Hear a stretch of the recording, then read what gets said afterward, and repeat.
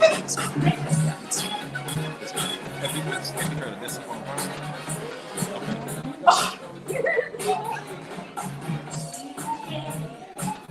Jimmy be cold. Jimmy be cold.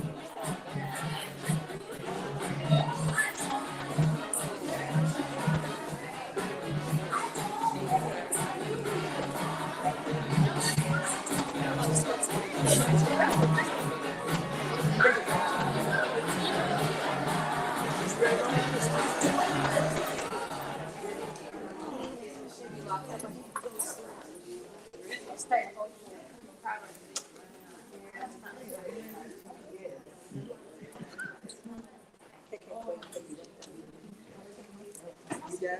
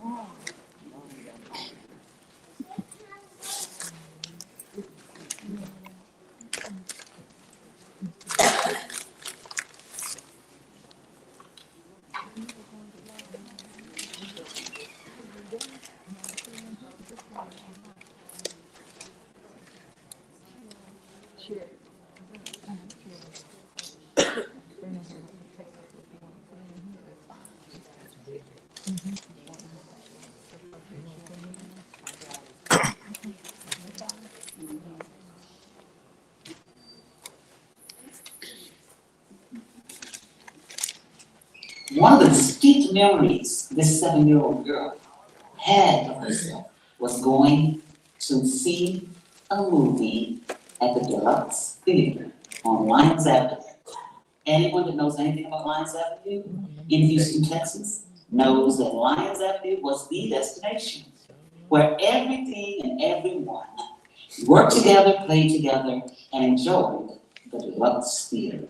Imagine a 7-year-old sitting in a dark room, dark as midnight, and all of a sudden, a few lights show a big, huge black screen.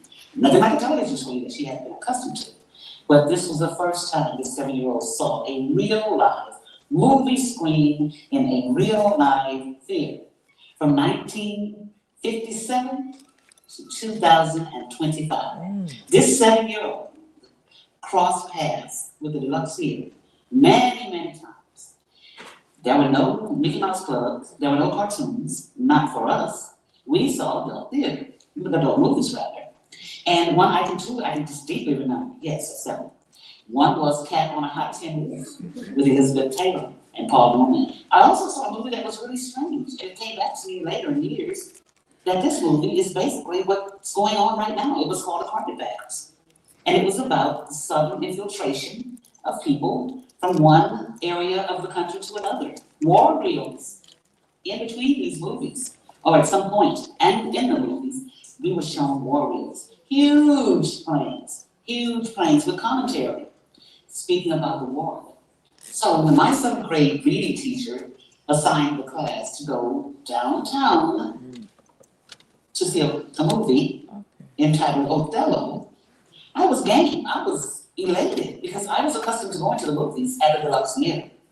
I didn't know the premise, I didn't know the characters, I didn't know the plot, I didn't know anything about Shakespeare actually. But what this educator did was, she sent us on a journey to help us to understand there's a transition going on, and it's going to have something to do with blacks and whites. So when I went to see this movie downtown, I had no problems getting into the movie. No one stopped me, no one talked about going in the back door. I did not experience any of that. From that moment on, I was hooked on theater, film, all things concerning that medium. And I crossed paths with the DeLUXE Theater many, many, many times afterwards. My experience beginning with and at the DeLUXE Theater was the platform that will catapult me to so many, many, many distinctive moments.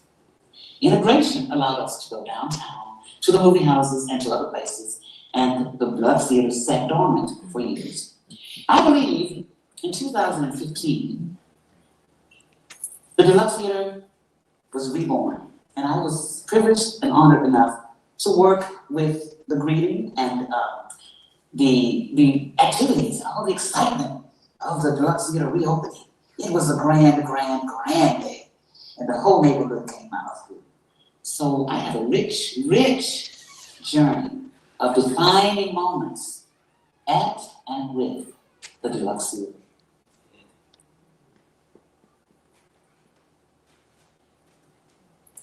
I have come to believe over and over again that what is most important to me must be spoken, made verbal and shared, even at the risk of having it bruised or misunderstood.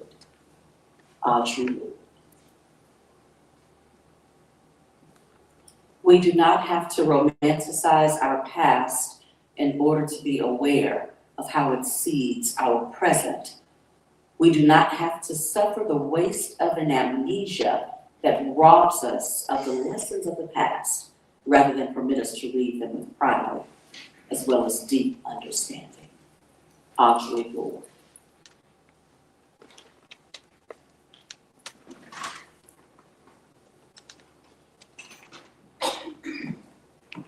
From South Park Village, Concrete came this Yellow Rose of Texas. Good evening, Fifth Ward. I am Alexis. If you can hear me say woo, woo, Listen, I am so grateful that y'all are here tonight, and hello, live streaming. We're live streaming as well. Okay, I was looking for my camera there. Hey fam out there, listen, I love this Audre Lorde quote, and I actually venerate her as a poet and a prophet. There was something very important that she said that helps me to show up in spaces like as I am. One of the things that she said that is very relevant for me tonight, and I think in most instances when I'm producing live events, she talked about how often when you basically show up as yourself, you make room for people to judge, to poke, to gauge, to do all of those things. And so I want to go ahead and admit that tonight, my preference would have been to been in a pair of short shorts and some platform shoes and a jacket like that when I was producing out in Los Angeles and on the East Coast. That was what I showed up because I'm like, listen, I'm doing all that leg work. I want to show off my legs. I'm just being really, really clear. But my mother, for one of my last events on the East Coast, she actually, she was watching me get dressed. And she said, now, why are those shorts so short? And I was like, because they was too long when I bought them.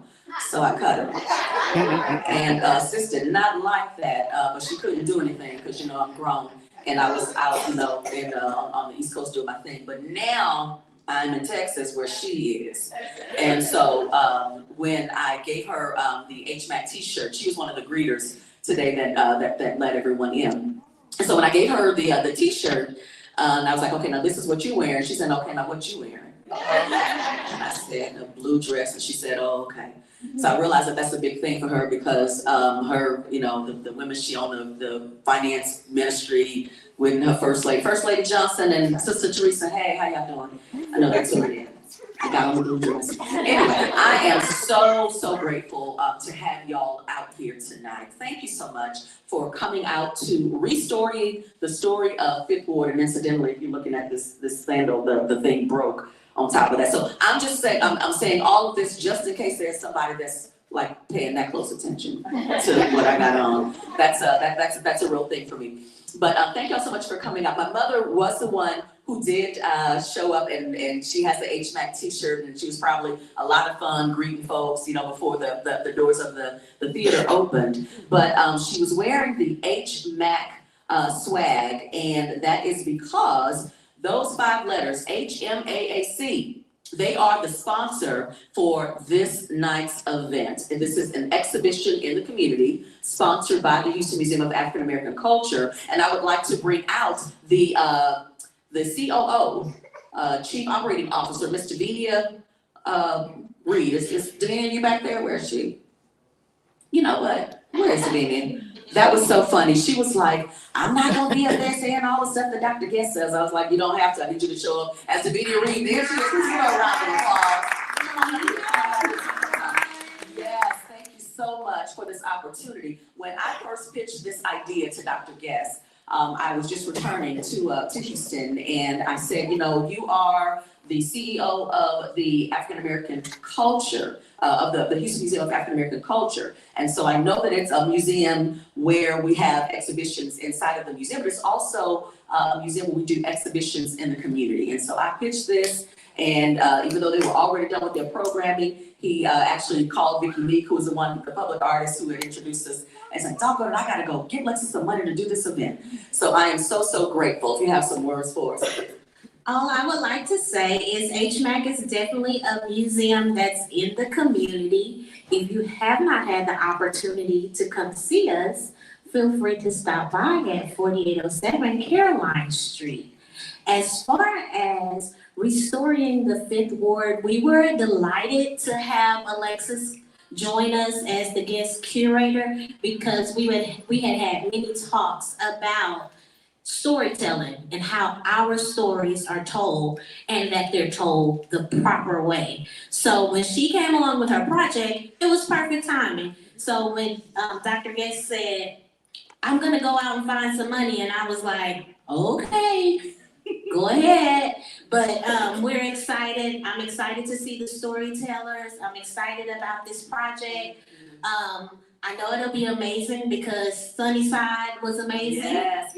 We started with Sunnyside. Yeah, we started with Sunnyside. Yes. Even though, you know, my hood is Missouri City. I guess you wouldn't consider that a hood, but I mean, that's where I grew up. But we started in Sunnyside, and now we're here in the 5th Ward. Yes, and not only did they sponsor the storytelling event, there was also a special storytelling workshop that was made available to 5th Ward residents and people who secured a ticket for tonight's event.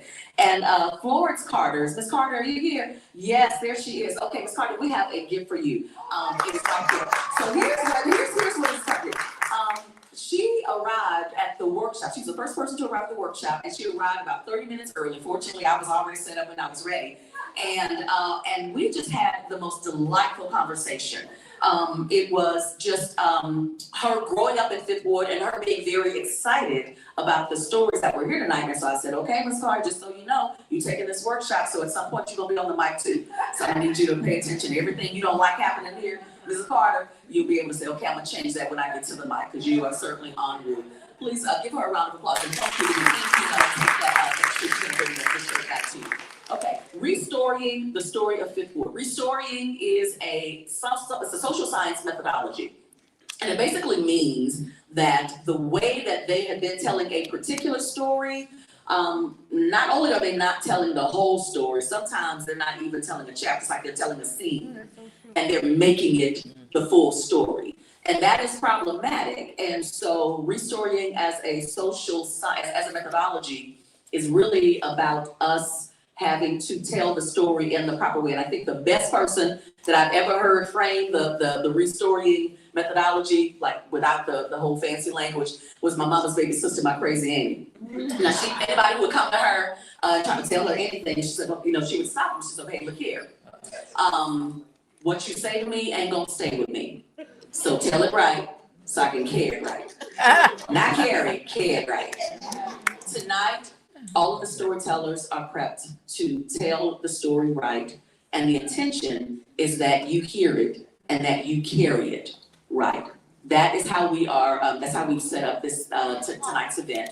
And so I believe that you are going to have an amazing time, and I'm personally committed to restorying stories, the right narratives, because I understand what it's like when the story is not told correctly. As a matter of fact, I personally have a 40-year misunderstanding.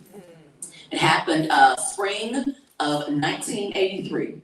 I was in the 8th grade and I was going to my 8th grade dance.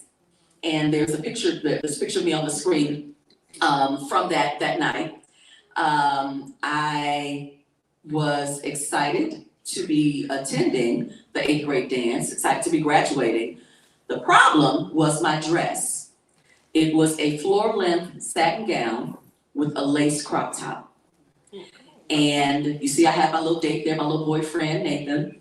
And the problem with that dress was that the year before, spring 1982, when Nathan was an 8th grader for the first time, I was his date. And so that was that was the style in 1982, but here we are in 1983. And the style is actually tea-length ruffle dresses. That's what the women were, that's what the girls are wearing. Like, the Pally World catalog, the Foley's Department Store catalog, they said that they give spring 83 supposed to be in tea-length ruffle dresses. And there I was in this, floor-length satin gown with this crop top, the lace crop top, and I just felt dated. And so I went to my mama and I was like, Mama, this ain't the style. And sis was real impressed. She was like, that's your dress. And I was like, but Mama, the style is like tea-length dresses with ruffles, ruffled like tea-length dress. And so we went back and forth. I went back and forth. She was real quiet. And when I finally just, put my foot down, I was like, listen, I like this, I need to wear the latest style. Like, this is my 8th grade dance. And she said, okay, well, don't go. And I was like, well, listen, I'm not repeating the 8th grade like Nathan. Like, Nathan had 2 runs at it. I'm only doing this one time. So I need to just go ahead and just, suck it up. And the good thing is that no one that was at the dance the year before saw me in the dress. And so it wasn't about people saying, oh, she got the same dress on. They weren't there. It was literally, the style was T-length ruffle dress, and I was not going to be in style. But my mother said, if you wanna go, you gotta dress. If you don't wanna go, you can stay home. I chose to go. Nathan and I walk into the dance. And he is, we're both, you know, excited to be there. I'm self-conscious, but when I'm self-conscious, I don't shrink. I stand tall, shoulders back, I walk in, I own the space. So that's what I did. And when we walked in, everyone got quiet. Everyone was watching us. We went to the photography section, we took our picture, and then we went to the grazing table and we got, you know, frog legs, like that was the delicacy. Frog legs taste like chicken, just FYI. I found it out the year earlier. But that was like a really fancy kind of thing. And so our you know, the space where we held the event, they served frog legs. And so we, you know, got some frog legs and got some drinks, and we were dancing on the dance floor and, you know, pretty much having a good time. 40 years later, I was having drinks with a friend, December 2023, as a matter of fact. I had come home for Christmas. I was having drinks with my friend Renee, who was my friend from middle school. And we got to reminiscing. And then we got on the 8th grade dance. And Renee said, Alexis, you walked in that room and you looked like a goddess. And I was like, y'all was staring at me. She was like, yeah. Because we all had on the T-length ruffle dresses, and you show up and you just own the room. And I was like, but didn't nobody talk to me? I was like, who talks to goddesses? Like, we don't know what to say to y'all. And I said to her, do you know that for 40 years, I have carried this idea that somehow I was a pariah, or I was, you know, like that you didn't really like me, that I was, you know, my mother's inability to buy me the T-length ruffle dress was a thing when everybody else had it. Like, why didn't she have it? Like, I carry that. I was like, so I wonder, what other things have we heard? What other misunderstandings are we carrying? Tonight, we're going to correct some of those misunderstandings, particularly as it pertains to Fifth Ward. And they're going to tell it right. And what is your responsibility? Care it right. Okay, here we go. First up, most of the storytellers this evening are sons and daughters of the Fifth Ward soil, planted here several generations ago. But our first storyteller was transplanted here. Here to share a neighbor story, please welcome Emile Browne.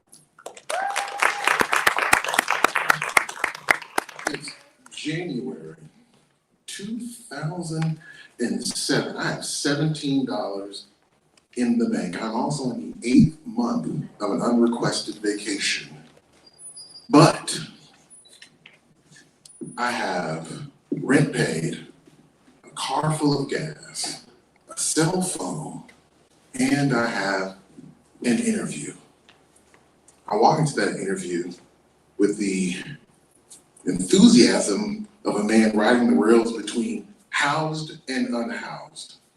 I walked out of that interview knowing that I might be unhoused. I immediately called a very good friend of mine and I said, you know what? I overdid it. He said, what happened? See, I have a thing with vocabulary. It's not that my vocabulary is bad, it's actually quite good. The problem with my vocabulary is that I use all the words, the big words, the old words, the often not used words, and I use all those words in the interview. And the problem with that is when you sometimes wear your knowledge on your sleeves, you're not always received well.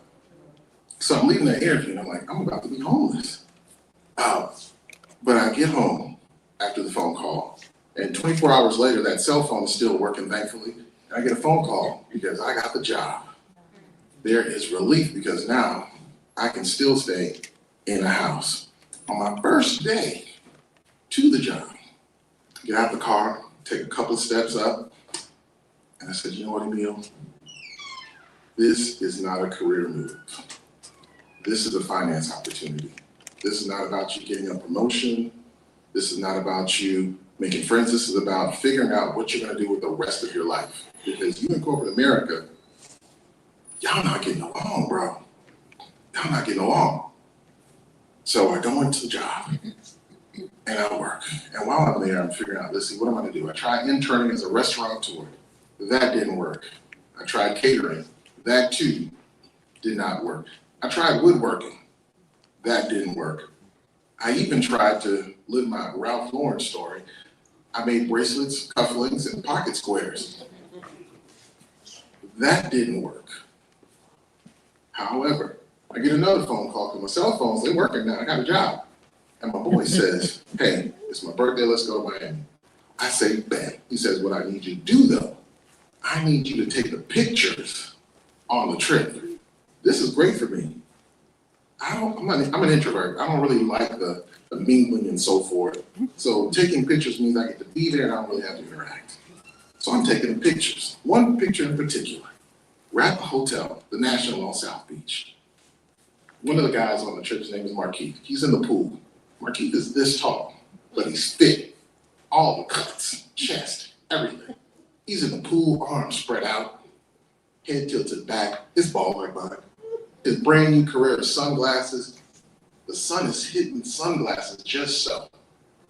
I creep down low. I take my first amazing photo. It's so amazing. I get back home. I turn into a magazine cover. I'm looking at this thing like, oh, you got something going on here. Mind you, outside of that, I've always wanted to have a camera because I wanted to be like Jack Lowe. I don't know if you know who he is. You might be familiar with the Kennedys. All of those beautiful pictures you see of the Kennedys hanging out, running around the family compound, that was Jack Lowe. I wanted to have those kinds of photos of my wife and my kids. So I bought a camera. I took that camera with me everywhere. The museum, birthday parties, store activations, all the things. If you know Emile, you know he likes to do things at a commercial grade. So I'm taking pictures like a professional, not like a dude who's practicing for wife and kids. What that led to was that people started asking me, how much do you charge to take photos? Turns out, people pay quite a lot of money for it. So now I have this job, and I got this side hustle where I'm making the money. I'm like, bet. And I'm getting good at this thing. Figuring out the camera, it is real hard to figure that stuff out. Figuring it out, I get a little cocky. I said, you know what? I want to go to Fashion Week in New York and take pictures. I get to Fashion Week through networking and hard work. I'm in the risers taking photos on the runway and living it up. I get back. I said, you know what? Let's ratchet up a bit. I said, I want to go to Paris Fashion Week. I booked a show to shoot Paris Fashion Week after only going to one Fashion Week. But I missed it. Missed the show. But I'm in Paris, so I'm taking these amazing photos, of which I've sold, so I'm very grateful for that. But while I'm in Paris, I get a phone call from a colleague at work. He says, Emile, we're gonna have layoffs. Now, I've been laid off and fired a million times, so I don't necessarily care. I just need to know how much money is I gonna get. Now, keep in mind, I've been saving up because this photography thing is kind of taking off, so I'm saving up because I'm gonna plan to quit anyway. I get back to America, get to the office, Emile, can you come in? We'd like to talk to you. Sure, get in the office. I don't know if you've been laid off before, but if you haven't, the conversation goes something like this. Well, insert your name here, Emile. You know, we're going through some changes, and we're gonna have to let you go. That's fine. How much is I gonna get? So between my vacation payout, my retention bonus, my savings, and the severance, I had enough based on my budget to never have to make another check again for 3 years. So I'm like, well, shoot, that's enough runway to figure this thing out. So I'll start doing my photography thing. This is great. I'm taking all the photos, and I'm loving it. And quite frankly, my camera is taking me so many more places than my finance degree ever did. So I'm loving it. But in the process of doing that, you know, I told you I had a budget. My apartment complex, they're like, yeah, we're gonna need to raise that rent. But we got rats in the building. Y'all ain't upgrading. What am I paying you for? So I tell the homie who invited me to Miami to take pictures, I'm like, look, they try to raise my rent. He's like, I tell you what, check this out. This same friend that went to Miami with, he has since gotten married to a young woman that I helped him meet. I helped arrange the whole thing. Not just me, it was somebody else. It wasn't all me, it was somebody else too. We helped. They now live in this place called 5th Ward. But they want to live in 3rd Ward. They also don't want to deal with renters. And I understand. Renters can be a bit much. But it's like, look, we're going to go to 3rd Ward. Would you be willing to live in our house for the same rent? Sir, absolutely. It's nothing like going from a 2-bedroom, 2-bathroom, rat-infested apartment building, not in my apartment, in the garbage chute. You can still hear it, but not in my apartment. Going from that to 3 bedrooms, 2 bathrooms, garage, separated family home in 5th Ward in the bottoms. I'm like, oh, blessings. Now with the 3 bedrooms, it's just me. So you got the master upstairs, but downstairs, I got my studio for my photography and my podcasting, and then I have my office with my rising desk and all my big screens. It's great, and I'm loving this. And the great thing about what I do, it affords me the opportunity to sit, to think, and to breathe. Because when you're in corporate America, part of the beauty of the arrangement is they want your whole life. And I get it, you know, you build a business, you want people to come and get you the money. But with running your own shop, I got a chance to really figure out who I was. 5th Ward gave me that opportunity to sit, to think, to breathe. And now, as I look to figure out what I have figured out, what I really want to do is to farm, grow the food, and raise the livestock, because all that corporate stuff isn't for me. As I look to transition into my next stage, I'm very grateful for 5th Ward for that opportunity to sit, to think, to breathe.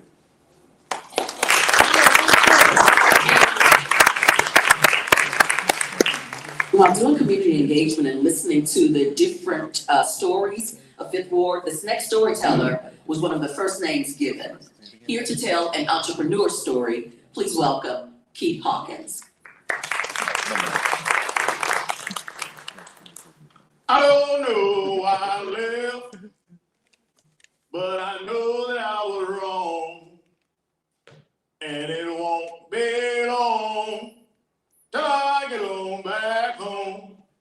Those were some of the amazing cadences that I got to learn as a drill sergeant in military police after spending 10 years in the Army, in which I loved and served. It was some of the most amazing times. I got to travel the world, see the country, and do different fun events with a lot of great friends that I call great friends still to this day. And we created an amazing community, one that I will never forget. But during that time, I also realized after those 10 years, there was something that I was missing, and it was still missing home. So after 10 years of being in the military, I decided to come back home. And one of the things that I realized while creating that community and in the military was I learned community right here in 5th Ward, specifically on Limes Avenue. Limes Avenue was a place where my mother was an x-ray tech at St. Elizabeth Hospital. When I was a young kid, I used to be in the x-ray tech room bothering her because she didn't have a babysitter some days. And I'd be running through the hospital, smelling the fresh scents of linen and all the smells of the hospital and trying to just stay out of her way. But then there was also those moments where My dad, right further down the line on Lyons Avenue, was singing, and he was a part of a gospel quartet here locally. He used to sing on Saturday and Sundays at True Level Hall. Some of you may remember that. Well, in True Level Hall, we go in there and I listen to them sing, and then I'll go downstairs and watch all the guys come out and watch my dad interact with folks. But it was all a part of a greater community.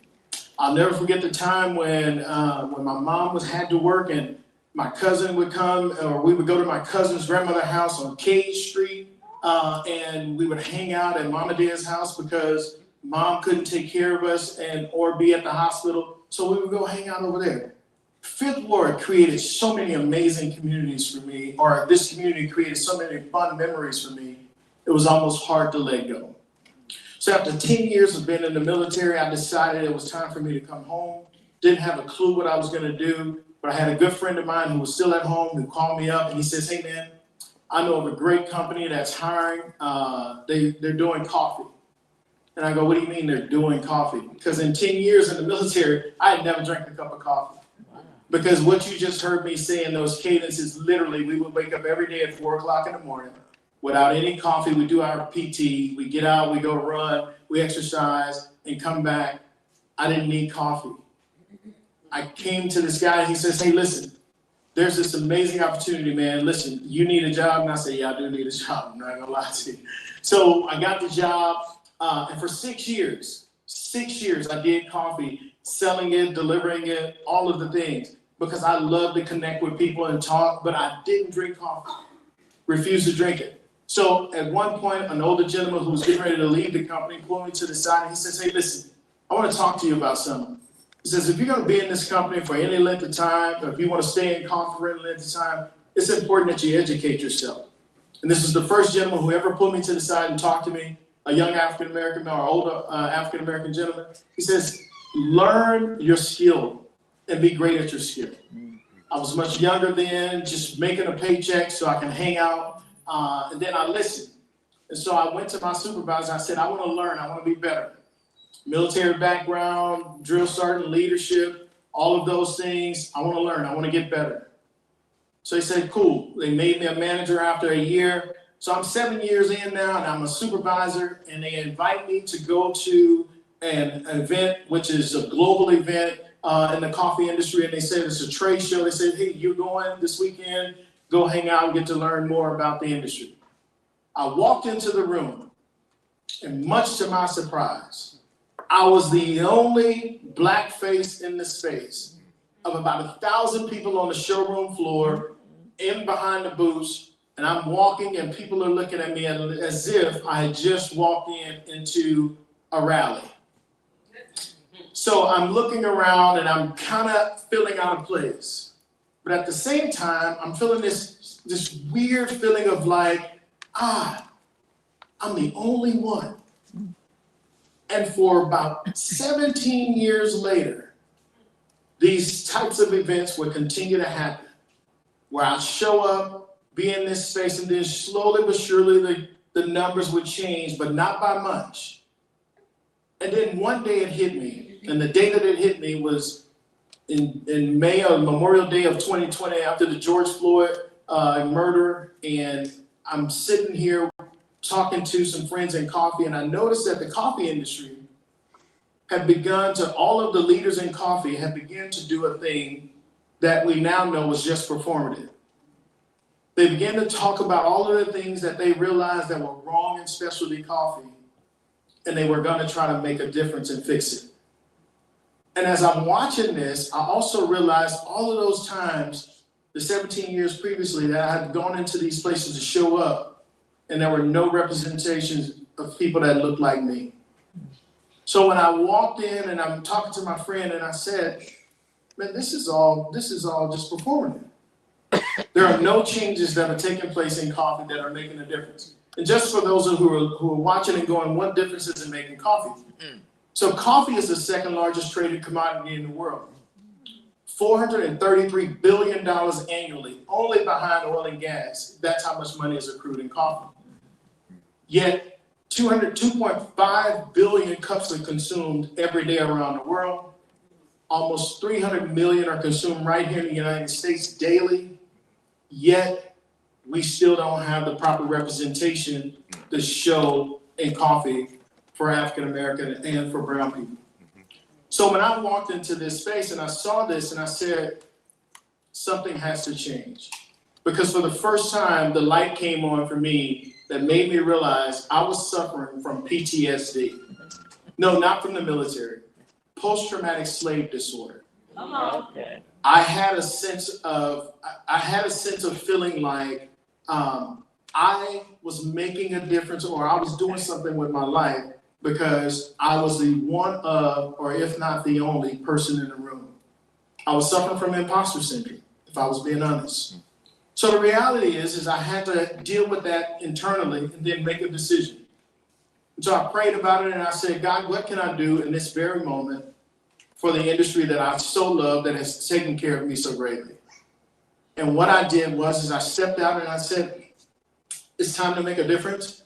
So I created this organization. It's called the Color of Coffee Collective. It's a nonprofit organization where our goal is simply to create diversity and equity and inclusion in every space of coffee, and mainly also to teach young men and young girls from minority communities and underserved communities about specialty coffee. Using coffee as a vehicle, we were able to teach coffee camps. Coffee camps are programs designed that we take young men and women and we teach them the introduction to coffee, and we show them everything there is to know about coffee, but more importantly, give them life skills that can change their entire lives and they can be transferred into other communities or other trades. And I'm so excited tonight to announce that we were working with UEI, the Urban Enrichment Institute, thank you, the Urban Enrichment Institute right here in Fifth Ward, where we took some young men who come to after school programs, and we have been training them since 2023. And for the first time ever in specialty coffee, over all of this time, we're taking these young men, and on November the 5th, we're dropping for the first time ever a specialty coffee designed and created by these young men for this community. It's called 1866.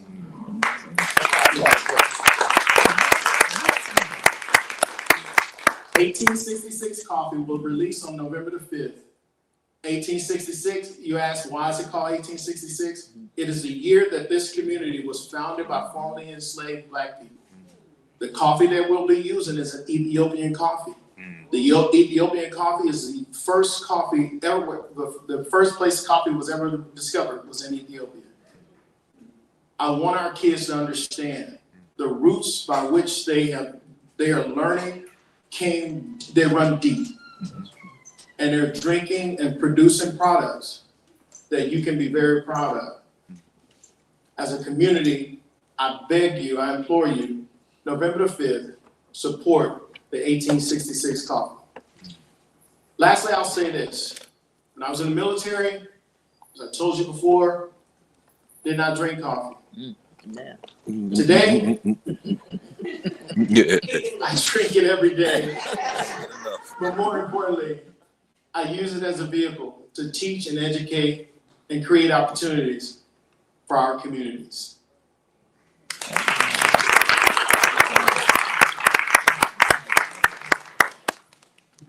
Now, this next storyteller sent me some fabulous photos and newspaper clippings of the work and legacy of her family, how most of them were copyright protected.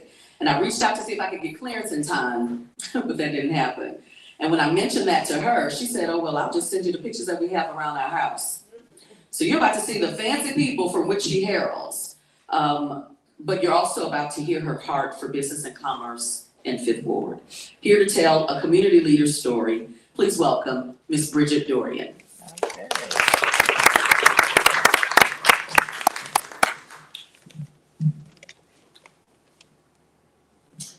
Mom was a nurse at the historical St. Elizabeth Hospital. Mom's nursing career included St. Luke's, Urban, and Methodist Hospital. She decided to switch careers and become a certified mental health social worker, employed at Harris County Mental Health and Mental Retardation. Her locations with Harris County included the Lowndes Avenue Professional Building, the county's downtown location, and lastly, Ripley House, currently known as Baker Ripley on Navigation, where she retired. Dad attended the Texas State University for Negroes, currently known as Texas Southern University, studying and later certified in shoe repair. Dad and his brother Clarence opened C&L Shoe and Boot Repair and eventually opened separate establishments.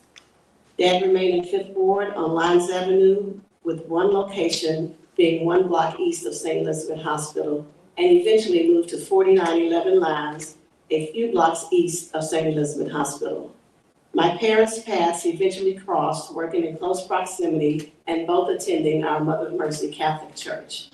They eventually married, had 4 kids, and adopted 2 kids. Dad's commitment to the Fifth Ward community included employing young men from the community to work in the shoe shop after school. A few criteria for employment included attending Sunday church services, performing well academically in school, and staying out of trouble. He employed over 500 young men and continued to support them in college, trade schools, or wherever their productive lives continued after high school.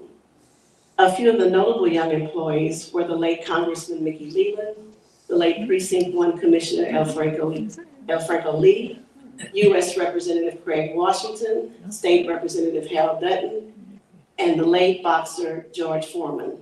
All lived within blocks of the shoe shop. Young George Foreman had a discipline problem, struggled with channeling his anger. Dad encouraged him to consider boxing, a suggestion that molded him into one of the greatest professional boxers of our time. In appreciation for Dad's mentorship, George Foreman sported a robe for his very first fight that included the words C&L Shoe Shop Papaloo stitched in the back of his robe. Growing up in Fifth Ward in the late 60s, we witnessed residents leaving Fifth Ward and moving to the suburbs. My parents were often asked why they chose to remain in Fifth Ward, raise kids in Fifth Ward, and continue to operate the shoe shop in the community. Their reply was always, Fifth Ward isn't raising our kids, we are. Okay. And C&L Shoe Shop will remain centrally located in this community we choose to serve and make an impact. The shoe shop remained a viable part of the Fifth Ward community for 50 years, earning Papa Lou, as my dad was so affectionately referenced, the Jefferson Award, a national service award for community service presented by KTRK Channel 13. Dad passed away in 1991, 34 years ago. We continued the day-to-day operations of the shoe shop for 10 years until 2001. My community service began 13 years ago when asked to be a board member for the Fifth Ward Community Redevelopment Corporation. The board membership awakened and elevated a passion in me for the Fifth Ward community that I didn't realize existed. However, as surprising as the desire to serve the community was to me, some residents in the community said, of course the desire is there, you're Papa Lou's daughter.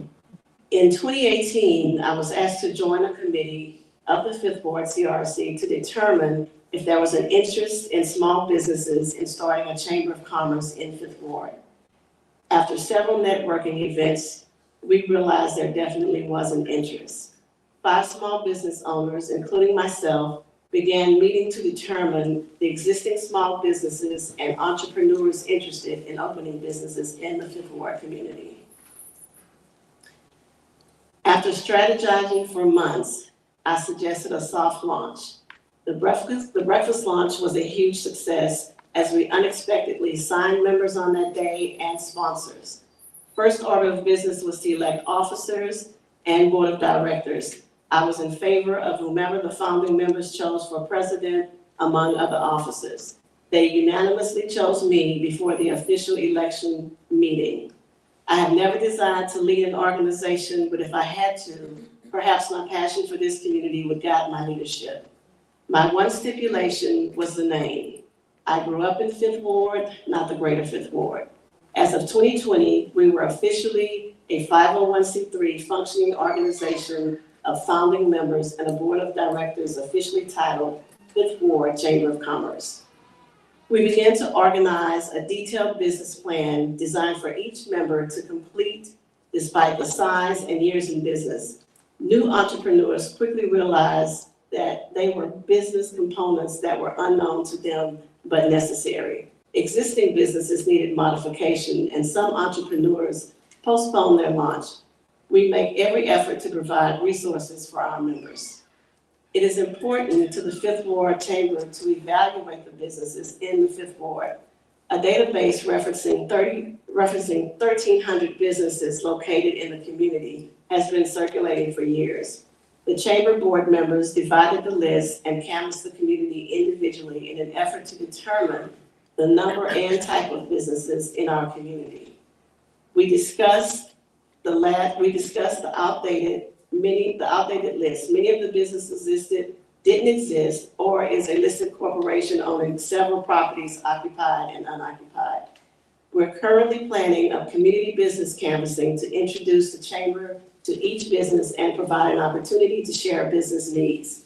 Our goal is to enlist volunteers from members and organizations to aid us with this initiative. Our presence in the community is essential as we transition from single-family dwellings to three-story townhomes. Developers began to purchase aired property in Fifth Ward over 15 years ago at auctions for delinquent property taxes. Often those taxes were less than $1,000 per year. My younger brother Tyrone formed a consulting firm 32 years ago, offering environmental consulting, engineering consulting, and construction support services. We moved the company to Fifth Ward in the former shoe shop 15 years ago. My role is senior environmental manager overseeing environmental due diligence, environmental site assessments. As I verify property on the Harris County Appraisal District website, I noticed that the Fifth Ward properties 30 years ago were owned mostly by African American, 15 years ago, white and Hispanics. Currently, a vast majority of the property owned here in Fifth Ward is owned by foreigners. They rent the property until the selling price is substantial. One of the new developers in Fifth Ward purchased 200 lots over 10 years ago. No one was displaced. Property taxes on inherited property were in default, and he had a vision.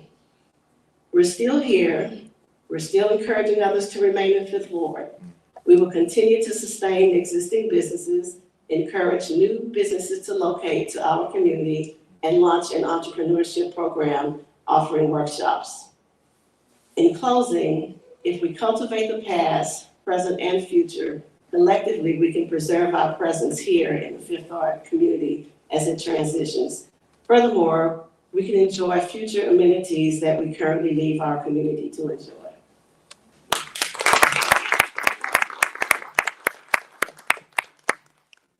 Now, when I'm coaching storytellers, I actually discourage them from writing their stories down or using notes, because I really want the audience to feel like they're having an organic conversation.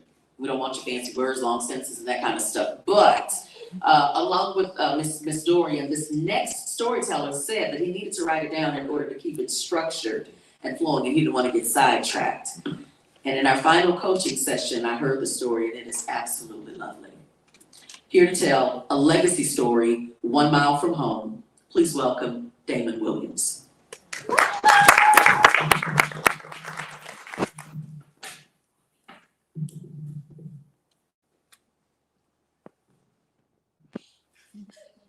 I'm a fourth generation son of Fifth Ward, born at St. Elizabeth Hospital just a mile from where I now live. It's an honor to share my story as a neighbor, a son, and an aspiring steward of a family legacy that began in the soil of this community. This story is called 1 mile from home because though I've lived a lot of other places, I've never belonged anywhere the same way that I've belonged like a mile from where I was born. I've lived in wealthier neighborhoods, but never in a richer community. I extend my heartfelt thanks to HMAC and Alexis Browne and all of you who are here tonight honoring Fifth Ward stories. My father's favorite question to me whenever I told him that I met anybody of importance was, "You telling me my son?" So I'll tell you a little bit about who I am. Let me tell you a little bit about whom I come from. My great-grandfather, Lewis Etheridge, was the first caretaker of Finnegan Park.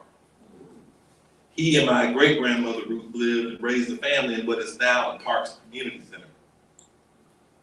Before we had a legacy, we had duties. Before we had cash, we had a community. This legacy of stewardship became my inheritance even when I didn't value it properly. My grandmother, Ruth, named after her mother, attended Phyllis Wheatley before entering into a mixed marriage. It was called mixed because my grandfather went to Jack Gates. It was a thing. My grandfather, Carl Williams, owned and operated a dry cleaner next to Jeff Spine Taylor, 50 feet on the other side of this building.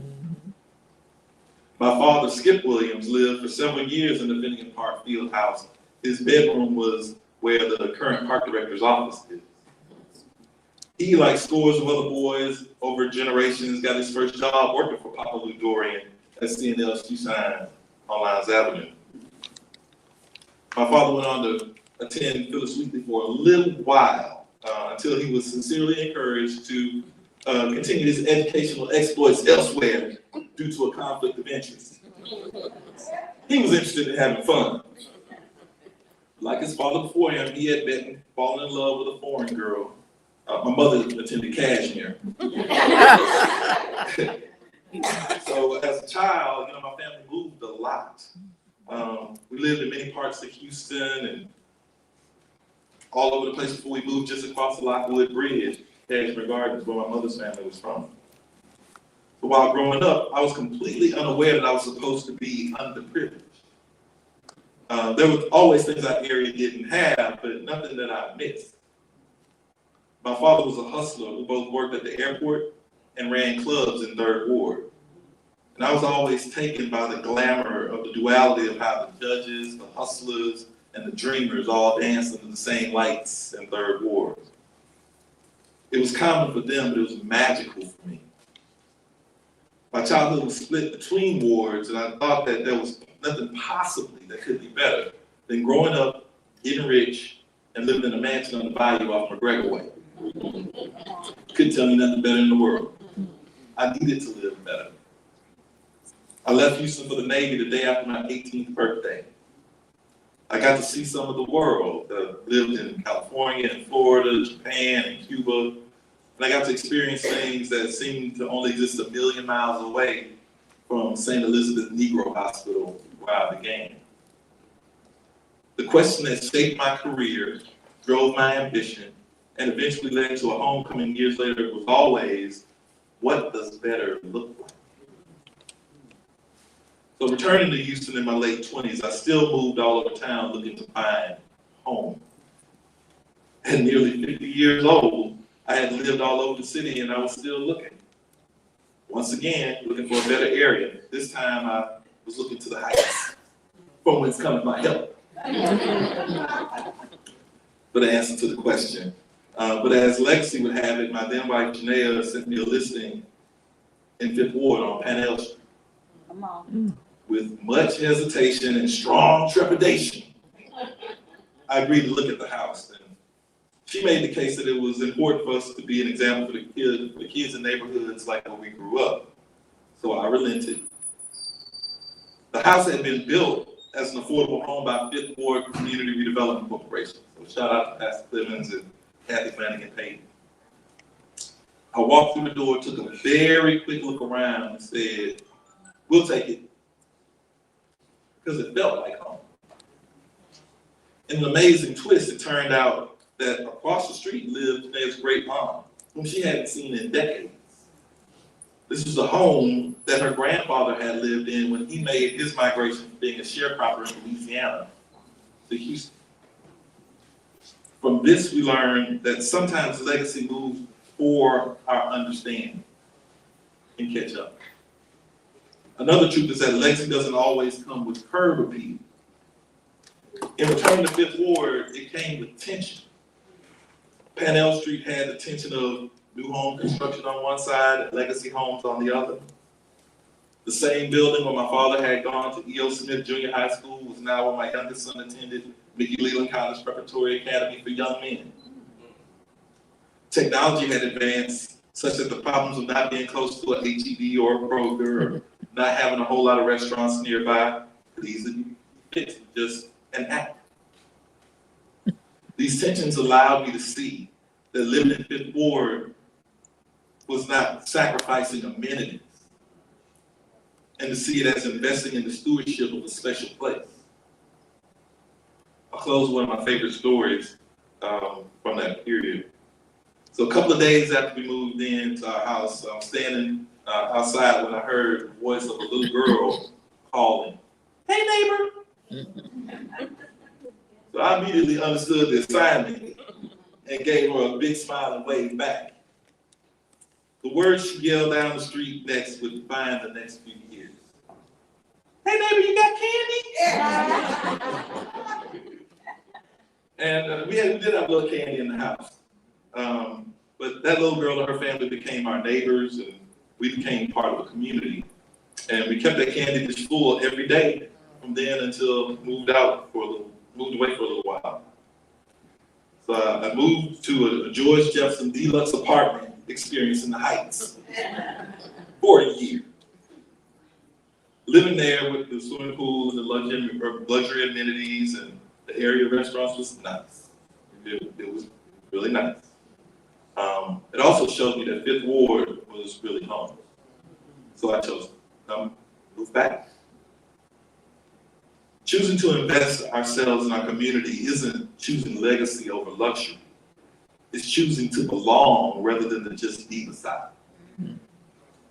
That sense of belonging is what drove me to found Behind, where we provide AI-powered financial coaching, capital and connections to help first-generation wealth builders like ourselves to leave financial legacy.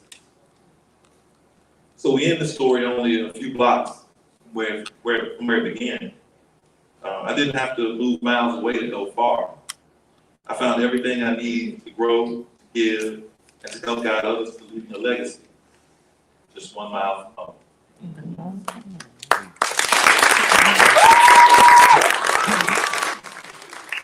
Comedian Steve Harvey joked about pastors raising money for the building fund.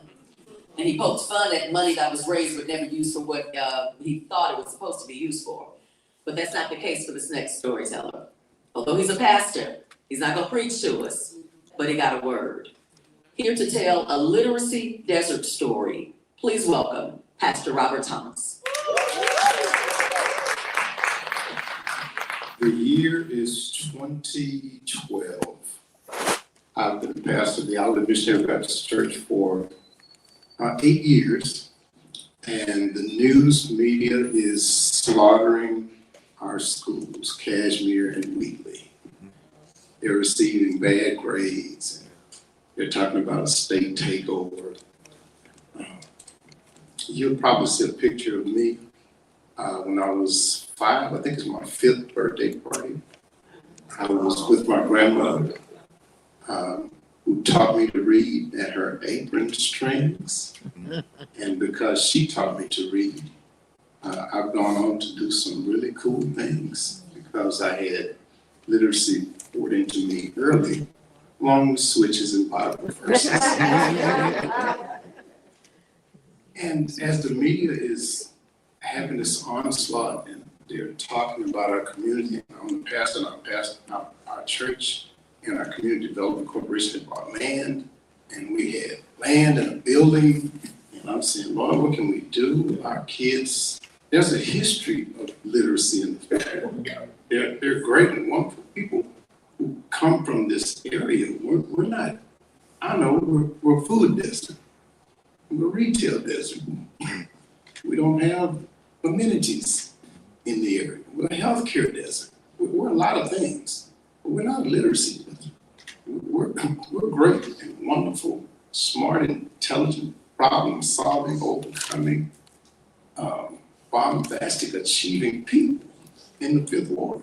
What can we do about this? And so I get, as pastors do, we get revelations. God tells us things. Sometimes we tell y'all think we're nuts. But I believe it's Dr. King that said, start where you are, use what you have, do what you can. So one of the parcels of land that we had a building on it. This building didn't look like much. We really didn't have great plans for it. We've got other economic development plans, but as we're going through this, I get the revelation. use that building, use the land. Okay, what do we do with it? I'm going through a personal transition at the time. I'm a bivocational pastor, so I was working full-time as well as pastoring full-time. And I had been demoted from a job that I had been excellent in for 13 years and put back on a high school campus. I call it my Elijah cave time. Some of you who are Bible readers, you go back and look at that. Elijah did what God told him. He got banished to a cave for 3 years and he was fed by a raven, by a babbling brook. And so I call this my 3-year cave time. And during that time, this revelation came, use the land and use the building. I said, well, what are we gonna do with it? And God said, make it a bookstore. I said, bookstores everywhere. We don't need a bookstore. We need something to help with literacy in the fifth corner. He said, make it a bookstore. But don't make it a bookstore with books. I said, okay, God, I'm gonna tell people we're gonna have a bookstore with no books in it. He said, no, make it an electronic. Technology. I said, I got it. An e-bookstore where you read with implements and not actual books. And so I have the idea. I start contacting universities and they tell me, no. I contact U of H and they say no, but contact the design build master's program. I get in touch with Dr. Susan Rogers. I take her my crude little paper model that I've been working on in my cave time. She looks at it, she hears the idea, she said, let's go. And so we get the students in this design build project to come up with this really cool design. I think they're gonna show y'all that as well. They make what's like a rib or skeleton structure that'll slide into this old building that we have. And it's this wonderful thing. And so we do it, the kids do it, they manufacture it, they set it up at the Conrad Hilton School of Architecture, sitting there for a whole month. The AIA in Houston gives us an award. USC Diversity Award, they give us an award. We set up a GoFundMe page, man, we're on our way. We're gonna have an e-bookstore, first of the kind in this country. Nobody has one. Look, man, we're gonna be on the map. We go GoFundMe. We raise $8,000 to get a container because we don't have a building repaired yet. We've got to store it. And the whole initiative goes flat. Nothing. Crickets. Heartbroken. Dumbfounded. I look foolish. I said, God, I told you, I did what you told me to do. What gives? Thank God it's silent. Any of you who trust God, you know, you go silent sometimes. Fast forward, 2022, I'm at a meeting with a lady that I don't know, she doesn't know me, telling me, you know, I had this project I was working on. This lady's a grant writer. She's a prolific grant writer. She said, I need to sit down with you and help you with your grant. We need to write a grant for your bookstore. I said, oh, cool. Okay, God's coming through again. We write the grant. We get support from all kinds of folks whose names you would know if I called them out. We also don't get support from some folks whose names you would know if I called them out. And so we apply for this grant, but in the process of applying for the grant, I have to do some history on this building that we own. And I find out the building has a past. You know, preachers love past. There's a redemption story in everybody's past. Everybody got a past. So I look and we find out this building is over 100 years old. Okay, cool. We don't have a lot of 100-year-old structures in Houston, we tear them down. So cool, we're gonna preserve this building. And then I look further and the history of the building, it was a cafe. Okay, it was a beer joint. It was the M&S Cafe, it was Juanita's Place, it was John's Beer, it was the Honey Love Cafe. And then in 1957, Mr. Olean and Evie Dunford acquired the property, and it was the poor man's cafe, operated for 20 plus years. Mr. Dunford owned a bunch of businesses in the Fifth Ward at the time. And as a matter of fact, a gentleman attacked his wife in the club, cafe, beer joint. And Mr. Dunford had to defend his wife's honor. And the gentleman didn't survive. And he was free because of what happened. He didn't go to jail or anything. But Mr. Dunford owned a record shop. He owned a real estate company. He owned a lumber yard. And he owned a driving school. And as I do my research, it says Mr. Dunford gave blacks who could not read or right an opportunity to get their chauffeur's license. So you know what passed at me right about then? I was looking for my organist, because I needed an organist to tune it up right about there, so you could close that sermon. How horrible would it be if literacy was excited and expectant in 1957, that we couldn't get excited about our library 72 years later in 2025? So then you ask yourself the question, Robert, what does it have to do with us? Well, this whole night has been about restoring the story.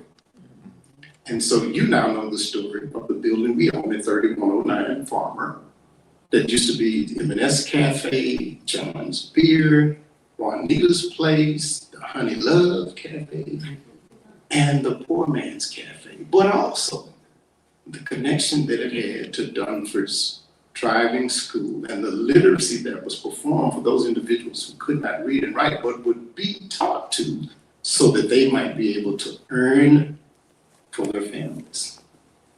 So what do I want you to do? I want you to retell the story of why we need a library in the 5th Ward. In 2014, the library here in the 5th Ward closed because of Hurricane Harvey. We've gone that long without having a library in our community. Libraries are not just places where you get books. Libraries are places that disseminate information. They give computer usage to people who don't have that opportunity. It's a repository for information to be distributed to the community. And it's part of a bigger plan that we have for economic development on this end of Lyons Avenue. And so we need your help in telling the story. As the story continues to be told, it will fall on the right ears, and eventually it will fall on the right heart that's fertile to make literacy an immediate and pressing need that they need to address. So I just ask you tonight to consider this: the long legacy of accomplishments of all the individuals that lived, grew up, worked, played in this neighborhood called 5th Ward. You might not be a George Foreman. You might not be a Dr. Ruth Simmons. You might not be a Mickey Leland. You might not even be a pastor with a dream. Do y'all still dream? Yeah. I dream in Technicolor.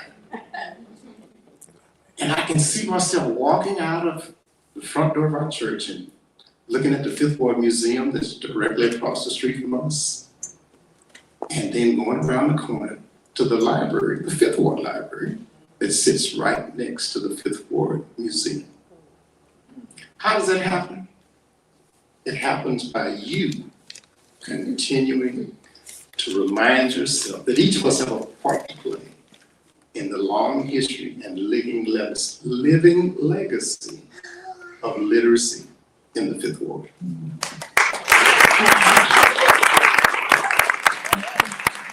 Pastor Thomas touched on the takeover of HIC schools. These takeovers are often tethered to a school performance as it's measured in test scores and things. And when you only look at test scores, you get a skewed idea of the intelligence of many of our students, especially the way that Life on Life's terms tries to limit their potential. Here to give us the backstory on being academically gifted in 5th Ward, please welcome our final storyteller for this evening, David Landry, as he shares a student's story.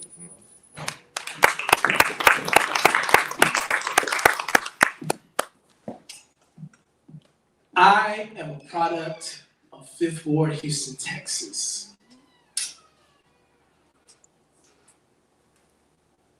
Let me start off by saying that growing up with my mom and who I call grandma and grandpa, they were actually my great aunt and uncle. In the Black community, when you have an older aunt, you call them grandma and grandpa. And we have an older cousin, they're your aunt and uncle. So my great aunt and my great uncle, who I will call grandma and grandpa throughout this story, are very integral. You see, they taught me how to read. And I began reading very early, around the age of 3. And my mother picked up on that. She also picked up on the fact that I knew my address, 2603 Quitman, and my phone number, 2244801. At that time, you didn't have to have an area code on the front. So she said, now that you have this information, go forth and go to school. So I started pre-K, and the very first school that I attended was Langston Elementary on the corner of Quitman and Jensen. I started school there, pre-K, kindergarten, and after I graduated from kindergarten, I found out that our school would be closed down because the test scores were low. My mom, being the industrious parent that she was, found out about a school a little bit more north than our community. It was called the Theodore Roosevelt Vanguard School. And my mom said, we're gonna go take this test. So we go to the school, meet the principal, we sit down in a little classroom, and he puts a packet in front of me with a pencil, number 2. And I'm taking this test. It's got math problems on it. It's got words that I need to define. And it also has spatial puzzles that I needed to solve. So we took the test, we leave, we hop on the bus, and we go back home. A few days later, my mom finds out I got accepted into the school. Made it into Roosevelt Vanguard School. And I think the mascot was the Bears. And I was excited to be a Bear. Because as we're reading the brochure, we're finding out that not only are we learning math and science and language arts, but we're also doing art and music and all these other things that the gifted and talented students in the district got a chance to take part in. My mom even bought a lunch kit for me in my favorite color with 2 of my favorite video game characters, Mario Brothers and The Legend of Zelda. It even had a matching thermos on the inside. And I got to bring my favorite sandwiches and chips. I was ready to start school. But 2 days into my schooling, my grandpa got sick.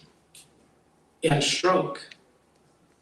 And he was my only ride to the school, and my mother wasn't gonna put me on a bus by myself. She worked on the southwest side, and this school was all the way on the north side. And so I had to leave. So then my mother found another school. She found Crawford Elementary. So we go to Crawford, 1st grade through 4th. My 2nd grade teacher, proud Black woman, her name was Miss Kelly. She was the first person to tell us that Columbus didn't discover America, baby. My 3rd and 4th grade teacher, the same woman, her name is Miss Garcia. We still keep in touch to this day through social media. She was the one, though I was a voracious reader, she was the one that was able to make books come alive. Miss Garcia was a woman from Lansing, Michigan, tall, statuesque, red hair, spoke fluent Spanish. So when I would hear her read about the history of Texas that we had to learn in 4th grade, the words like cabeza de vaca and estabanico rolled off of her tongue and made those characters come to life in my mind.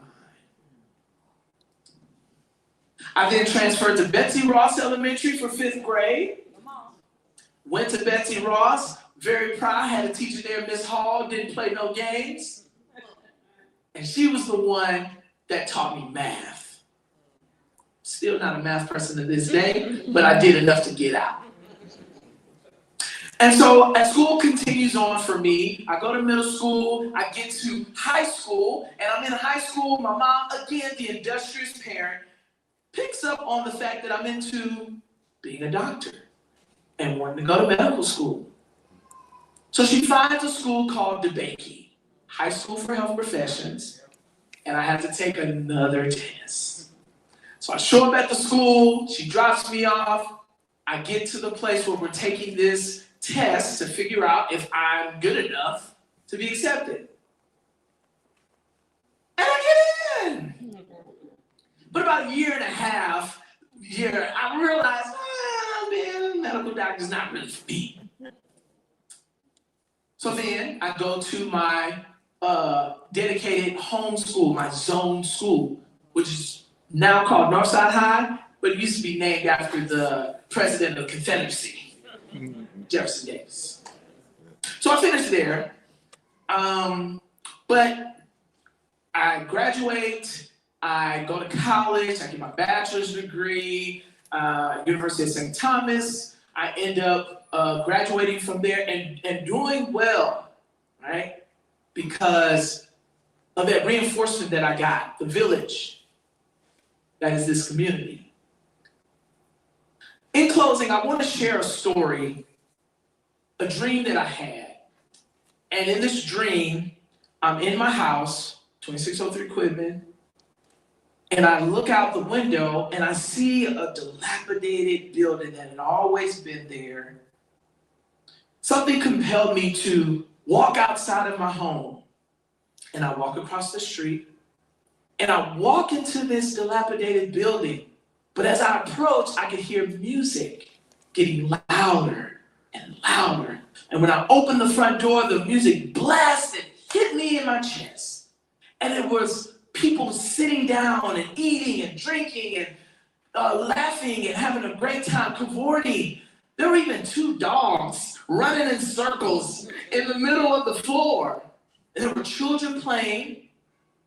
And I looked, and before I could ask where this place was or what this was all about, I wake up. A few days later, one of my aunts, my mother's sister, her name was Terrell, comes to our house, and she said, and I said to her, Aunt Terrell, because she's the historian of the family, by the way. So I asked her, I said, Aunt Terrell, I had a dream the other night, and I know you would know this, but I need to ask you a question. She said, ask away. I said, do you know anything about that building across the street that's dilapidated now and no activity, nothing's going on there? I had a dream about that place. She said, oh, you don't know about the cafe? Cafe? What's that all about? She said, your grandma used to run a cafe right across the street from this house, and she fed people from far and wide. There was even a steel processing factory right up the road going west on Quidman, and when the guys would clock out for lunch, they would all come and eat her food. She was the pride of that block.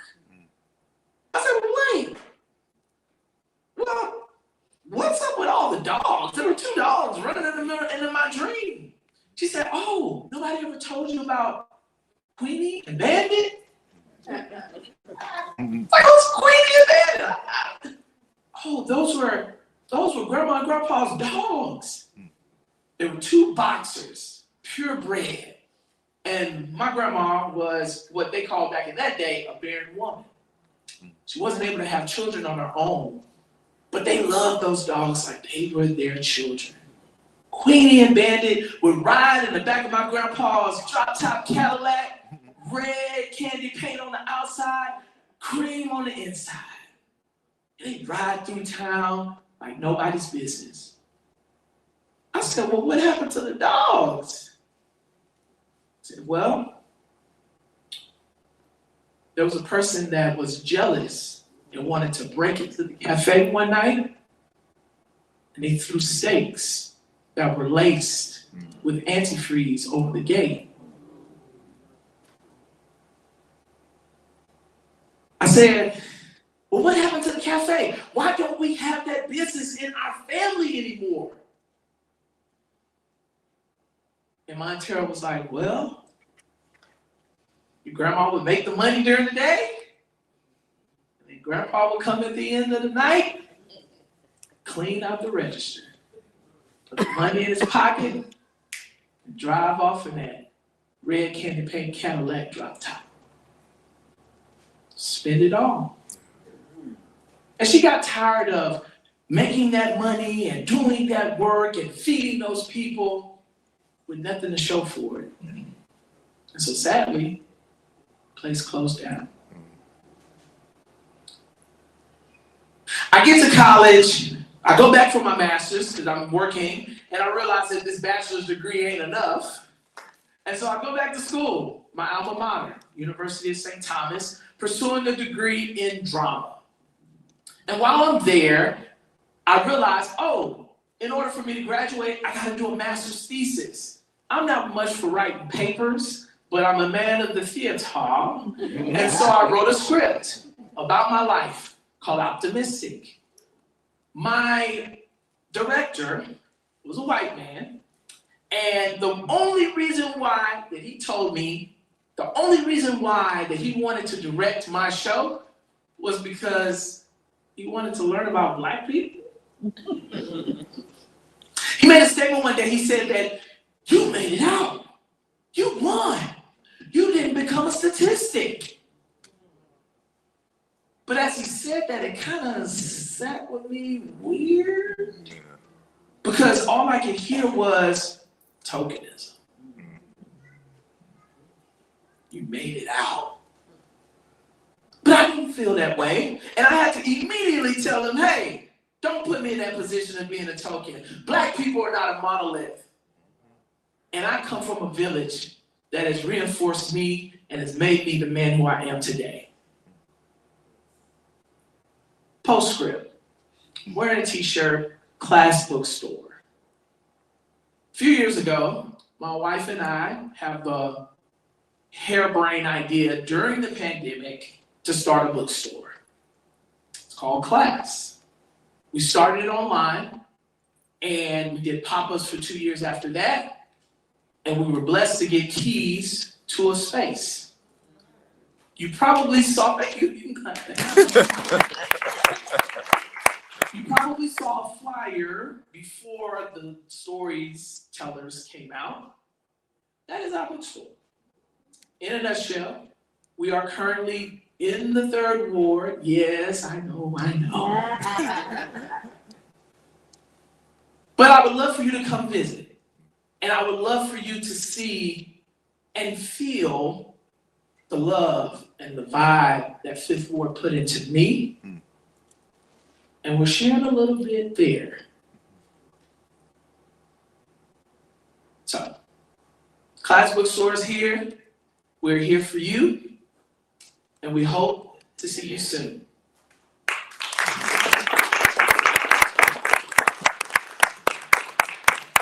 All right, we're going to bring out all of our storytellers this evening. Please, everyone join me on stage. Please give them a warm round of applause for all of the ways that they have really trusted me with their stories, with the own experience.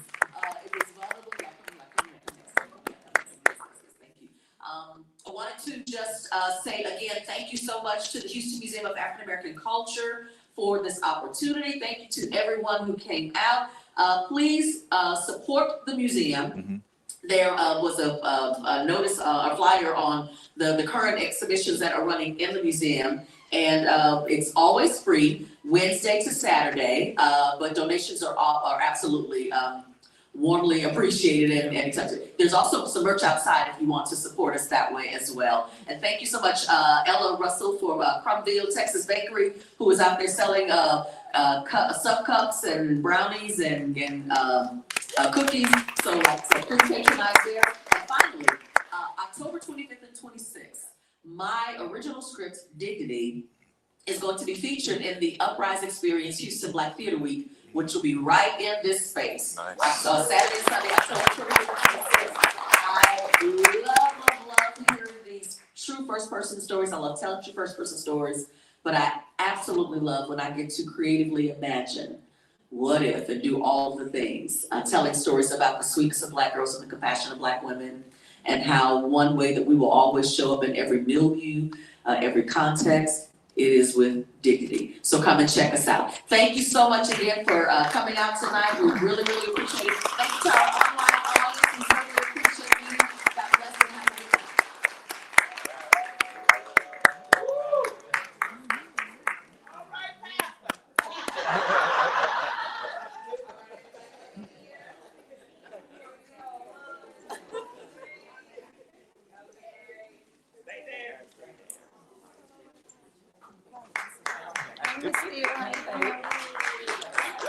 I'm good. Sorry. No, you're fine. I was in your way. Excuse me. So that's online. Yes, ma'am. I see. I do it look down. I see the horse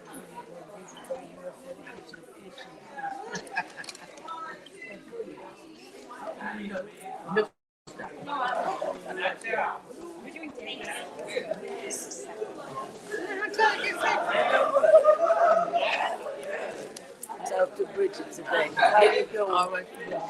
Oh, did she? Yeah, I was trying to find out some information.